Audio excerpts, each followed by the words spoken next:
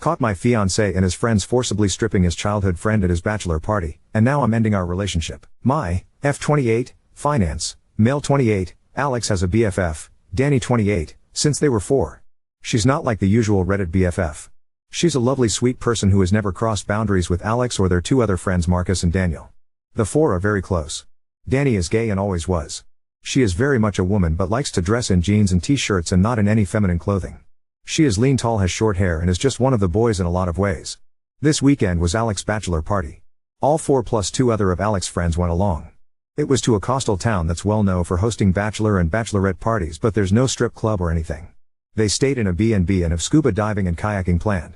First night went okay, dinner, restaurant, a nightclub and home. Last night was the issue.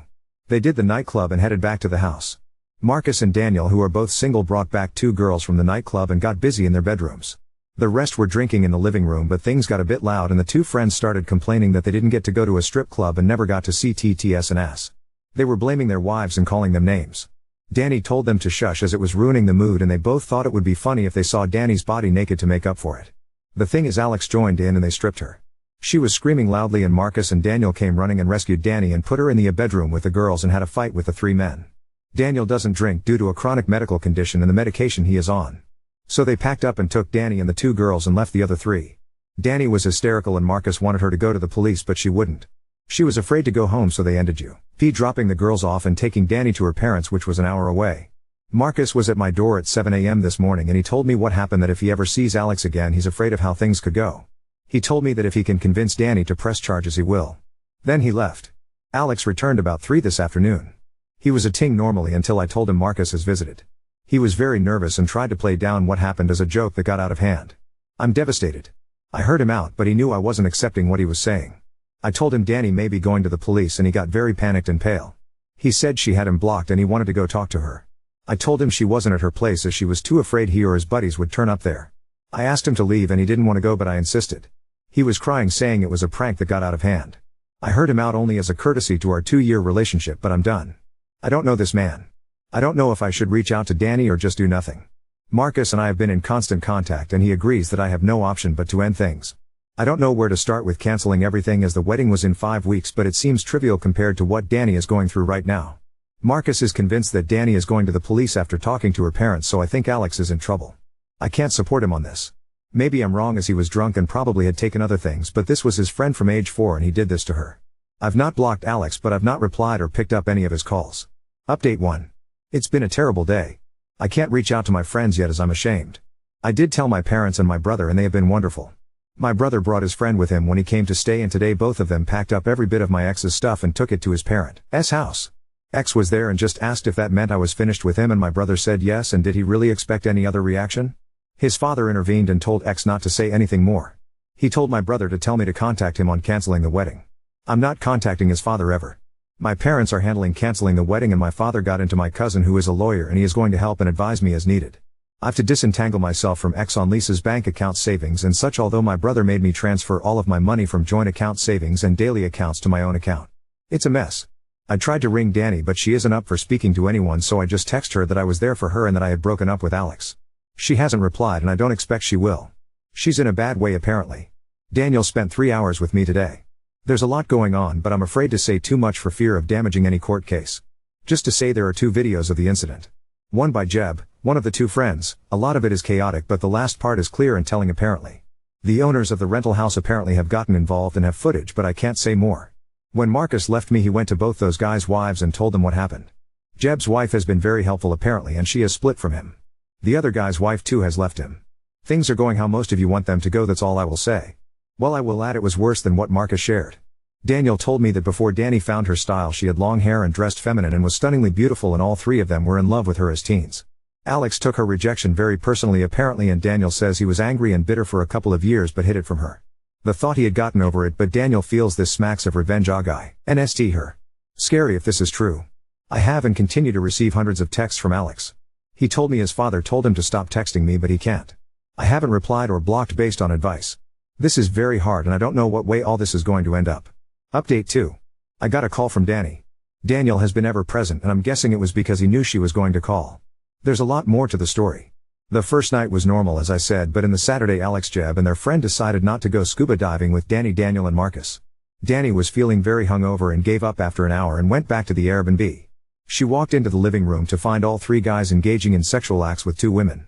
Jeb shouted at her to get out as this was costing them a fortune. The women were escorts. She left and went back to the boat and only told Marcus what she saw. When they all went back later, Alex told her to not tell me as it was just his last bit of freedom. She told him she was disgusted with him and that he wasn't free. She told him she would have to think about what to do. Marcus convinced her to stay another night as he and Daniel had met the two girls the night before and were seeing them again that night, and if Danny wanted to leave then Daniel would have to take her as he was her ride and there wasn't public transport in the tiny town. So Alex cheated as did the other two. Marcus told their wives that morning but not me. He was going to do it in stages as he knew I was in shock. The actual assault went further than Marcus told me also. And while Alex hadn't actually done anything beyond pulling off her clothes, unlike the other two, he stood by and watched and did nothing to help her. She said she thought he had taken shrooms earlier but couldn't be sure. Marcus and Daniel did rescue her but things had already escalated. She went to the police immediately she got to her parents. The Airbnb owners had also gone independently when they saw the footage. All three men are facing the consequences of their actions. Danny told me she was sorry she didn't leave tell me immediately like she wanted to do. She is very distraught still. I didn't want to make things worse for her. I don't think I am needed for any legal proceedings, so I finally blocked Alex and his parents. The wedding is cancelled. And I'm just starting to disentangle myself from Alex on bank accounts and such. Here's my issue. I'm feeling very angry towards Marcus. It feels like he didn't really care about me. He stopped Danny from telling me so he could continue to shack up with the girl he met. He apparently feels guilty because if they had left, Danny would not have been attacked. He didn't do me the courtesy of telling me that Alex cheated that morning like he did with the other two wives. It's not like he was sparing my feelings because my ex assaulting another woman was a pretty damn bad thing to hear. He didn't tell me the full extent of the attack. Danny is still unsure if Alex wasn't just waiting his turn or all he was going to do was watch. I should have been told that ASAP. And not from Danny because the conversation was incredibly difficult for her. Daniel didn't know about the escorts at all and didn't know Marcus hasn't shared the full story of what they saw when they burst in. Daniel has been my rock. I need some perspective here. Is it okay to be angry at Marcus? Is it misplaced anger? I'm pretty angry at Alex though, and that's all I feel towards him. Can anyone give me a different perspective I'm missing? Marcus and I had been in constant contact. He's already back at work, so it was messages/texts and occasional calls. He actually visited last night, but I didn't open the door to him. Daniel is saying whatever I feel right now is okay. But I think he's just placating me. I don't know who to trust anymore. I don't have to have any more contact with Alex and think the case will move along without me. I'm thinking of telling Daniel that I need a break from him and Marcus and that group of friends. Danny and I have said we will stay in touch, but I can't see us being very close. My best friend who I finally confided in thinks I should just step away from them all now for good and try to move forward. My parents agree and think it's necessary for healing. My brother thinks Daniel has been nothing but great and I shouldn't cut him off. But they all seem to be a package deal, but without Alex now obviously. So I think it's probably all or nothing. What should I do? I don't want to be ungrateful, but a clean break feels right. Update 3. First of all, Danny and I have bonded. She and I talk every day and message constantly. I didn't expect that, but it's truly wonderful. She says she needs a good straight friend right now, JK, and honestly she is a great person and has been a huge support to me despite what she has been going through. I told her I posted here as I felt guilty as to tell my story I had to tell hers. She was okay with it. She is thinking of waiving her right to anonymity when the trial comes as she wants everyone to know she was raped and by who. Danny has quit her job, moved to her parents full-time and is in therapy. She's just about okay. Surviving still rather than living, but she is so strong and amazing. Justice moves slowly here, so there isn't too much of an update on the legal process. Marcus was told however he would not face charges for assault for attacking the two actively attacking Danny. I went back to work and it was awful. I work for a tiny startup. Oscar, who works there, is friendly with Marcus and my brother. We are all into martial arts and attend the same dojo. So I'm getting a lot pity. I'd have been okay with sympathy or empathy, but being pitied sucks. Still, it's better than being home all day doing nothing. Daniel gave me space as I asked and he is truly a good guy. There is nothing romantic there at all though. I'm not in a fit state for anything like that and won't be for a very, very long time, and he is just a good guy. No ulterior motives. We text a bit and he is in a lot of contact with Danny. I got a letter in the mail from Alex. Said he held out hope while I hadn't blocked him, but once I did he was distraught. He told me he doesn't want to freak me out by turning up in person, and I know that wouldn't look good for him anyway, but he just wanted to tell his side of the story.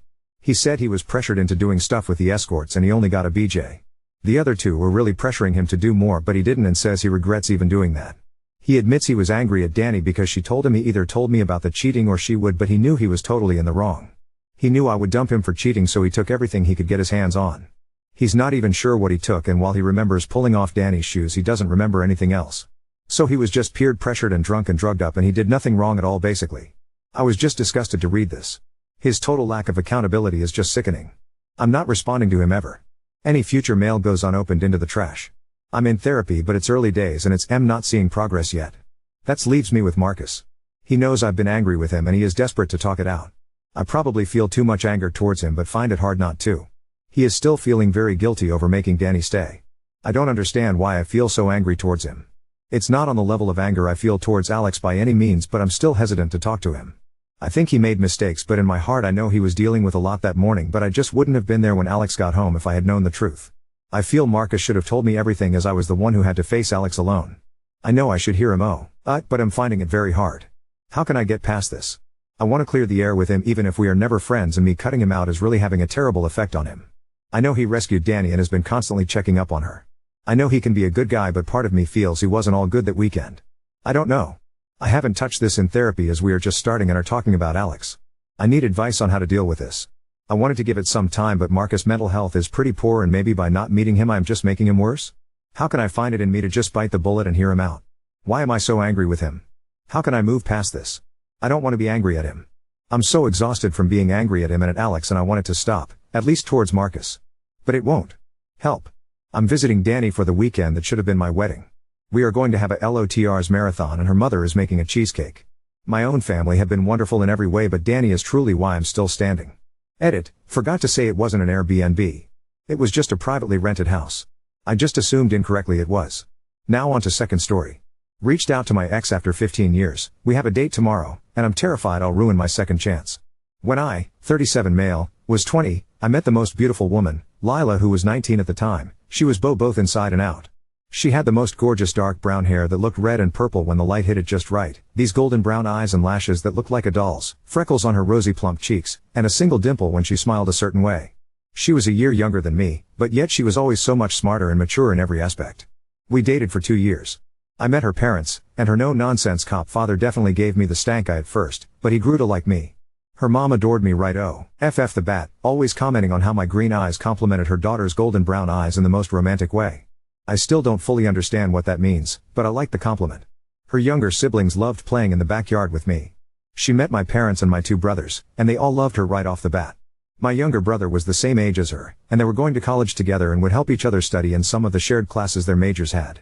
Hell, even my 6-month-old dog I had adopted before even meeting her seemed to like her more than he liked me. She told me her dreams, how she wanted to own a home that was tucked away from everything but not completely isolated.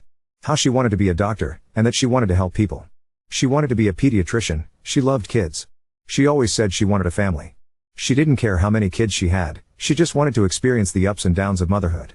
She wanted the good, the bad, the ugly. I listened to her go on and on about baby names and how she would design a nursery. At the time, I thought I wanted kids too. I wanted to marry this girl and give her the family she so clearly wanted. She was my Lila, I wanted to stay with her forever. I was young, but I was in love with her. After 2 years of dating I started to realize that I didn't want to have kids. I thought I was just being around too many of my bratty cousins, and that was turning me off from the idea. But the more I thought about it, the more the idea of having to be a father made me sick. I would get headaches and my stomach would twist in knots thinking about having to take care of some screaming, crying and shitting little thing, and then have it grow into a tantrum throwing toddler, a bratty child, and then some moody teenager. I didn't want to be held down like that. I wanted to travel, have money, be free. After a few drinks one night, I ended up telling all of this to Lila. I remember she went quiet and simply said, "I won't try and change your mind, but I'm not giving up my dreams." I remember scoffing and rolling my eyes, telling her that we weren't going to have kids. She stood up from the couch, and said, "You might not want that anymore, but I still do. I'm not going to try and force either one of our minds to change, then one of us will end up miserable." I realized she was breaking up with me, and even though she was so calm and mature about it, I remember feeling so angry. She was walking around the apartment gathering her things and being completely silent. I kept arguing with her, trying to change her mind. I kept telling her that it was stupid to want kids, that they were annoying and a waste of time. When she still didn't budge, I started to insult her. I said she was stupid, that she was a weak woman for wanting to be a mom, that she should just give up on being a doctor so she could push out her brats. Lila finally started to respond to me, telling me to calm down, that we simply wanted different things in life and that was okay. I hated her in that moment, that she wasn't agreeing with me. I remember punching the wall of our apartment, kicking a door, throwing anything I could get my hands on. She watched me wreck our living room and kitchen, not saying a word. She walked past me and left. This whole thing happened over a few hours. In less than a day I lost the love of my life, and my apartment was now trashed. Of course, news of why we broke up and my reaction to it reached my family. My mom cried hearing how I reacted. My dad gave me the coldest look I'd ever seen. My brothers both said I was an idiot, with my younger brother saying I was lucky Lila hadn't called the cops on me during that. That was 15 years ago. I've tried to have relationships since, but they never lasted more than a few weeks. I travel around for work, but now I'm back in the same town Lila lives in. Lila got married, got her doctorate, had kids, and is still a pediatrician last I heard. I know my younger brother still kept some contact with her in the first few years after the breakup. He even invited her to his wedding, but she declined because she didn't want to cause drama. I'm back in her town, the town we both grew up in, dated in, lived in, and where she currently lives. I can't stop thinking about her. I miss her so much right now. I miss her sweet perfume that smelled like a bakery, her strawberry shampoo, the way her hair looks in the light. She's 36 now, and I want to reach out to her and make amends with her. I want to hold and hug her one last time, to tell her I love her and I'm sorry. I don't know if that's a good idea, but a part of me needs closure. I don't know what to do. I want to sweep her off her feet and have her be my love again, but I don't know if that ship has sailed already. I recently reached out to an ex-girlfriend of mine to see about meeting up and catching up on life. I didn't expect her to respond to me, as we ended on bad terms. She responded, we ended up messaging for a while and did some catching up. I finally asked her if she'd be willing to see me in person, and said she'd be willing to meet up with me. I'm over the moon, but I'm also nervous about going on a date with her. She's 36 and I'm 37, and our last time being on dates with one another was close to 15 years ago. Our date is tomorrow evening after she gets off work. I'm scared I'll mess things up again. I already feel like she's being too generous with me by even agreeing to speak to me again, let alone see me in person, but I'll take any chance I can to try and make things right with her. I can't shake this horrible feeling in the back of my throat that I'll mess something up, that I'll just end up more heartbroken than before. That I'll come on too strong and she won't want to see me ever again. I've bought her favorite flowers for her, I've already made sure to start re-wearing her favorite cologne of mine all those years ago. I've been practicing what I need and what I want to say to her. I have no idea how this date's going to go, but I just need to type out these feelings of nervousness I have. Update 1. I reached out to Lila. I had to. I know a lot of people wanted me to never contact her again, despite how I wanted to make amends with her. So I reached out to her, and she responded and we chatted back and forth a bit. After a bit of this, I asked her if she wanted to meet up, and basically let her set all the ground rules. She agreed, and 3 days ago we went out on a date. She is just as beautiful as she was when we were together. Her figure filled out, and she finally lost the baby fat on her face, but she was still the same woman I fell in love with all those years ago. We sat down and talked. I didn't want to talk much about myself, but she asked about my life so I had to. She asked about my job, my family, how I'd been. Typical catching up stuff. I'll admit I was zoned out for most of this, and I was operating on autopilot to keep my nerves from taking over. I just wanted to grab her and hold her, kiss her, make her mine against. I don't think I realized just how much I missed her until she was right in front of me. Finally, when she was done asking about me, I finally got to ask about her and how she's been. She got married 11 years ago, so 4 years after our breakup. She has 2 daughters, an 8-year-old and a 6-year-old. I saw how happy she was when she talked about them, and I couldn't help but feel jealous and guilty. I should have been the one to have children with her, but I was stupid and now she had kids with someone that wasn't me. I asked about her husband, and turns out she's a widow. He died 7 years ago while she was pregnant with her youngest. It was unexpected, according to her, but that she's done her best to move on and hold herself together and appear unaffected by it all for her daughters. I asked her if she was seeing anyone, and she sighed, no. I asked her if she ever thought about me after our breakup, and she got vague with her answers. I told her she could tell me blunt what she was thinking. Lila said that she was very depressed after our breakup. She had built a future of us in her head, and she felt like I broke it on a whim with no warning. She said she lost her first real relationship and all the dreams she had with me when we broke up. She admitted that she had been so attached and in love with me that for a while she almost tried to convince herself that she didn't want kids, but no matter what she did she couldn't stop herself from wanting to be a mom, and she knew that if she gave that up voluntarily she would be miserable for the rest of her life. I asked her if I scared her that night, if she felt threatened by me at all. She said the yelling overwhelmed her, and while the commotion frightened her, she wouldn't say she feared for her safety or life, so that gave me hope. I apologized to her about how we broke up, and told her I had regretted everything I did and said that night. She said she had moved on and forgiven me years ago. She always was a very forgiving and kind person, part of the reason I fell in love with her in the first place. I asked her if she was willing to give me another chance and let me back in her life. She was hesitant, and got quiet for a moment. I could feel myself panicking when that happened. She said that she didn't mind me being in her life, but that I'd have to regain her trust in order for her to consider even trying to date me. I was disappointed, frustrated, and very disheartened, but I knew if I came on too strong she'd turn me away completely. I told her I'd be happy to be in her life any way that I can, and that with her permission I'd be working to prove I deserved a second chance at romance. I'm happy to have Lila semi back in my life, and I'm going to work on proving to her that we should get back together.